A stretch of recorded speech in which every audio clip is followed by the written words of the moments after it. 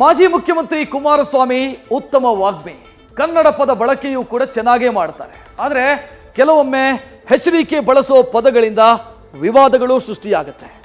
ಕಾಂಗ್ರೆಸ್ ಸರ್ಕಾರದ ಗ್ಯಾರಂಟಿಗಳನ್ನು ಟೀಕಿಸೋ ಭರದಲ್ಲಿ ಮಹಿಳೆಯರ ಬಗ್ಗೆ ದಾರಿ ತಪ್ಪಿದ ಪದ ಬಳಕೆಯಿಂದ ಇದೀಗ ಪಚೀತಿಗೆ ಸಿಲುಕಿದ್ದಾರೆ. ಇದನ್ನೇ ಅಸ್ತ್ರ ಮಾಡಿಕೊಂಡಿರುವಂಥ ಕಾಂಗ್ರೆಸ್ ರಾಜ್ಯದಾದ್ಯಂತ HDK ವಿರುದ್ಧ ಪ್ರತಿಭಟನೆ ನಡೆಸಿ ಆಕ್ರೋಶ ವ್ಯಕ್ತಪಡಿಸಿದೆ. ಇದರ ಬೆನ್ನಲ್ಲೇ ಎಚ್ಚೆತ್ತಂತ ಮಾಜಿ ಮುಖ್ಯಮಂತ್ರಿ ತಮ್ಮ ದಾರಿ ತಪ್ಪಿದ ಹೇಳಿಕೆಗೆ ವಿಷಾದ ವ್ಯಕ್ತಪಡಿಸಿದ್ದಾರೆ.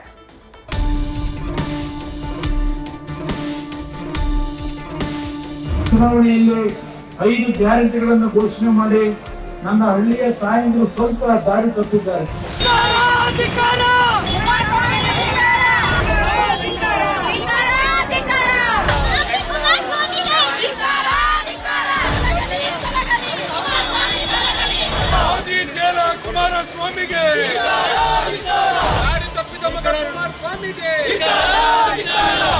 ಮಾತು ಆಡಿದ್ರೆ ಹೋಯ್ತು, ಮುತ್ತು ಒಡೆದ್ರೆ ಹೋಯ್ತು ಎಂಬ ಮಾತಿದೆ. ದಳಪತಿಯ ದಾರಿ ತಪ್ಪಿದ ಮಾತಿಗೆ ಎಲ್ಲೆಡೆ ಆಕ್ರೋಶ ವ್ಯಕ್ತವಾಗ್ತಾ ಇದೆ.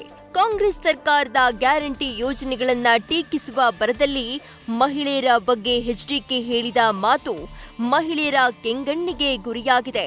ಮಂಡ್ಯದಲ್ಲಿ ದಳಪತಿಯನ್ನ ಮಟ್ಟ ಹಾಕಲು ಕಾಯ್ತಾ ಇದ್ದ ಕಾಂಗ್ರೆಸ್ ಇದೀಗ ರಾಜ್ಯಾದ್ಯಂತ ಮೈತ್ರಿ ಮುಖಭಂಗ ಮಾಡಲು ಕೈ ಹಾಕಿದೆ.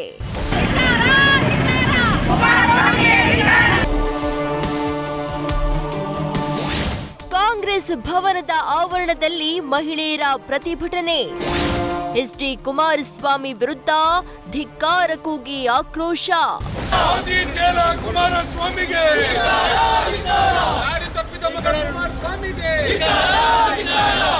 ಕಾಂಗ್ರೆಸ್ನ ಮಹಿಳಾ ಕಾರ್ಯಕರ್ತೆಯರು ರಾಜ್ಯಾದ್ಯಂತ ಬೀದಿಗಿಳಿದು ದಳಪತಿ ವಿರುದ್ಧ ಮುಗಿಬಿದ್ರು.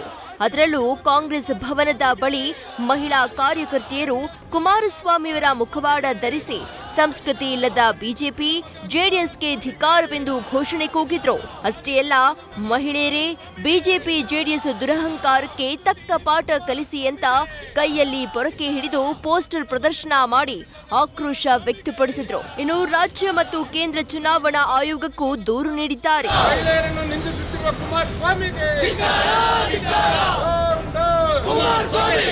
ಇನ್ನು ರಾಮನಗರದಲ್ಲೂ ಮಹಿಳಾ ಕಾಂಗ್ರೆಸ್ ವತಿಯಿಂದ HDK ವಿರುದ್ಧ ಪ್ರತಿಭಟನೆ ನಡೆಸಲಾಯಿತು. ಐಜೂರು ವೃತ್ತದಲ್ಲಿ ಜಮಾಯಿಸಿದ ಮಹಿಳಾ ಕಾರ್ಯಕರ್ತೆಯರು 2 ಬಾರಿ ಸಿಎಂ ಆಗಿದ್ದವರ ಬಾಯಲ್ಲಿ ಇಂತಹ ಹೇಳಿಕೆ ಖಂಡನಾರ್ಹ, ಕೂಡಲೇ ಕ್ಷಮೆ ಕೇಳಬೇಕೆಂದು ಆಗ್ರಹಿಸಿದ್ರು. ರಾಯಚೂರು, ಕೊಪ್ಪಳದಲ್ಲೂ ಕೂಡ ಕಾಂಗ್ರೆಸ್ ನಾಯಕರು HDK ವಿರುದ್ಧ ಪ್ರತಿಭಟನೆ ನಡೆಸಿ ಧಿಕ್ಕಾರ ಕೂಗಿದ್ರು.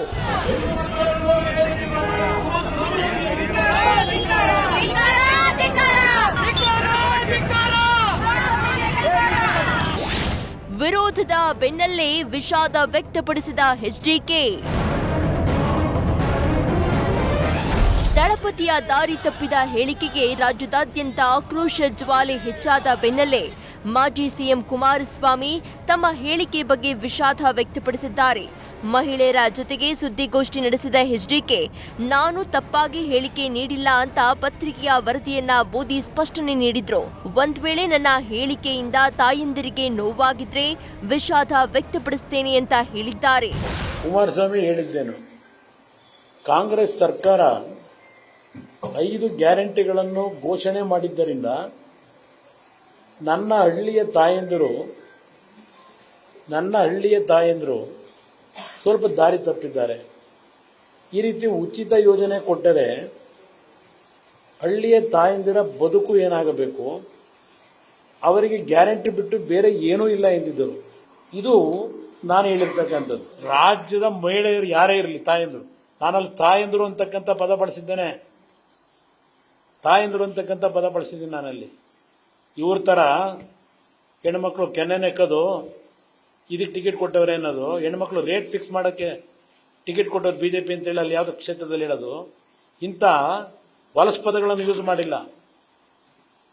ಆದರೂ ನನ್ನ ಮಾತಿನಿಂದ ಏನಾದರೂ ಈ ರಾಜ್ಯದ ಯಾವುದೇ ನನ್ನ ತಾಯಂದ್ರಿಗೆ ನೋವಾಗಿದೆ ಅಂದರೆ ವಿಷಾದ ಪಡಿಸ್ಲಿಕ್ಕಿದ್ದಾರೆ. ದಾರಿ ತಪ್ಪತಕ್ಕಂಥ ಕೆಲಸ ಬೇಡ, ಈ ಕಾರ್ಯಕ್ರಮಗಳನ್ನು ನಂಬಿ ಇದಕ್ಕೆ ಮತ ಕೊಟ್ಟು ದಾರಿ ತಪ್ಪದು ಬೇಡ ಅಂತ ಹೇಳಿದ್ದೀನಿ. ಮತ ಕೊಡಬೇಡಿ ಅನ್ನೋದಕ್ಕೆ ಅದು ಹೇಳಿರೋದು. ಮಾಜಿ ಸಿಎಂ ಕುಮಾರಸ್ವಾಮಿ ಅವರು ಅದ್ಯಾವ ಅರ್ಥದಲ್ಲಿ ಹೇಳಿದ್ದಾರೋ ಅದು ಅವರಿಗೇ ಗೊತ್ತು. ಆದ್ರೆ ಟೀಕಿಸುವ ಬರದಲ್ಲಿ ಪದ ಬಳಕೆಯ ಮೇಲೆ ದಳಪತಿಗೆ ಎಚ್ಚರ ಇದ್ದಿದ್ರೆ ಇವತ್ತು ಹೀಗೆ ವಿಷಾದ ಕೇಳುವ ಪರಿಸ್ಥಿತಿ ಬರ್ತಾ ಇರಲಿಲ್ಲ. ಇನ್ನಾದ್ರೂ ಯಾರ ಬಗ್ಗೆಯೇ ಇರ್ಲಿ, ಮಾತನಾಡುವಾಗ ಎಚ್ಚರಿಕೆ ವಹಿಸಿದ್ರೆ ಅವರಿಗೇ ಉತ್ತಮ. News first bureau.